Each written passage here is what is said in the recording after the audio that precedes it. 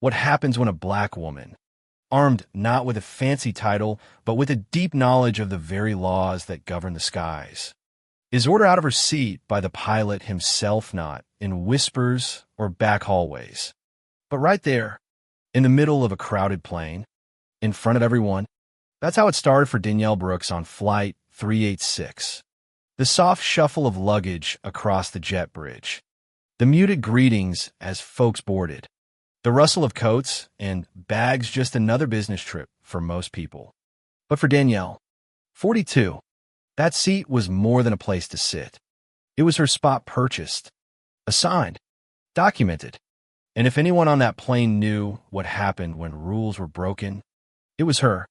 See, Danielle wasn't a CEO or a celebrity expecting the red carpet. She was a compliance consultant, nearly 2 decades deep. And she'd worked with the FAA, auditing systems, combing through documents, ensuring safety didn't get shoved aside by arrogance. That day, Danielle stepped into business class, seat 3A, right by the wing. She stashed her bag, smoothed her blazer, and opened her laptop, the blue glow of spreadsheets lighting her face. Calm was her baseline. She was here to travel, to work, to move forward. But calm doesn't last when arrogance decides it's entitled to something more. Boarding was almost done when a tall man stepped into the cabin, not a flight attendant, not a late passenger, but the captain himself. Richard Gibbon, broad-shouldered, crisp uniform, cap tucked under his arm. He had the kind of presence that quiets a room. He stopped at row 3 and fixed Danielle with a stare, as if she'd already done something wrong. "Ma'am, I'm gonna need you to change seats," he said. Danielle looked up from her screen, her voice steady. "I'm sorry." He doubled down. "Seat 3A needs to be reassigned.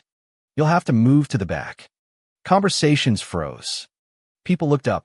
Danielle closed her laptop and reached for her boarding pass. "Captain, this is my assigned seat." He barely glanced at the slip of paper. "As the captain, I have authority over seating. You need to move." The lead flight attendant, Jessica Morales, hustled over, her face tense, trying to keep things polite. "Ma'am, if you could just cooperate, it'll help us get settled quickly." Danielle stayed calm. "Is there a declared safety issue requiring me to move?" Jessica faltered. The captain cut in. "This isn't a debate. My aircraft. My decision stands." Phones tilted up. Someone whispered, "She's not budging." Across the aisle, a student flicked on her camera. Danielle's posture didn't waver. Years of fencing and horseback riding had taught her the value of stillness and balance, even when the ground shifted. Years in compliance had taught her authority without accountability is just abuse. She met the captain's eyes. Federal regulation requires that passenger relocation be tied directly to safety. Unless you're declaring a safety issue, your order is unlawful. The cabin held its breath. Jessica was caught between the chain of command and the law she'd just heard. Danielle did not move. Now the cabin was a courtroom, and every passenger a witness. The captain leaned closer. "Ma'am, I will not debate regulations with you. You are a passenger. I am a captain. When I issue an order, you comply." Danielle raised her pass higher. "And I am in the seat assigned to me. Unless you're declaring a safety concern, compliance does not mean surrender my rights." Tension snapped. A businessman 2 rows up muttered, "This is going to delay us for hours." The students' live stream comments rolled in. "What's happening?" Pilot confronting a passenger in row 3. "She's not moving." Jessica tried again, clipboard against her chest like a shield. "Ma'am, if you could just cooperate, we'll be able to depart on time." Danielle, cooperation can't mean unlawful compliance. "This seat is mine. Federal law is clear." A man behind her groaned. "Just move so we can take off." Jessica's voice got sharper. "Ma'am, refusing crew instruction can be grounds for removal." A ripple swept the cabin. Danielle's reply cut through. "Then declare the reason on record. Is there a safety violation?" Silence. From a back, an older black woman called out, "Stay strong, baby." Danielle's eyes met hers just a flash, but a lifetime's worth of solidarity passed between them.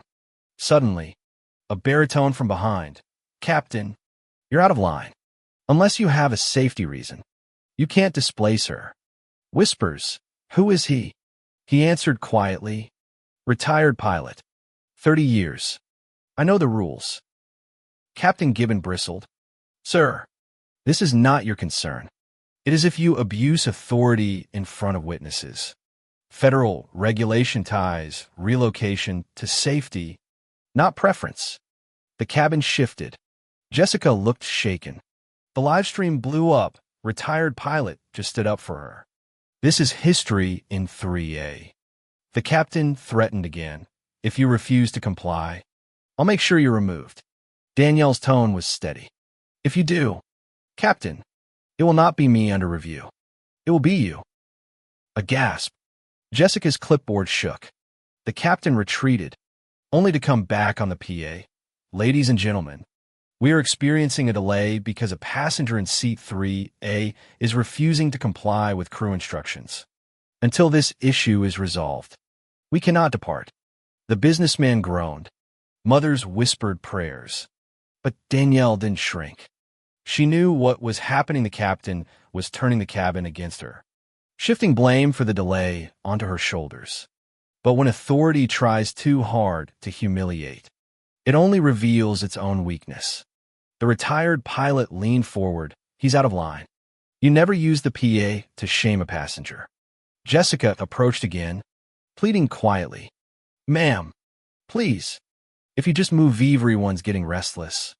"Danielle, respectfully, if you remove me without cause, this delay will be the least of your concerns.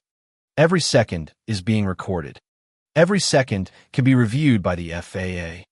The student whispered, "She knows the law. This is about to blow up." The older woman in the back raised her voice again. "Hold your ground, baby. You don't owe him silence." The businessman grumbled, but others nodded in support. The cabin split, half admiring, half impatient. Jessica radioed the cockpit. The captain returned, face set.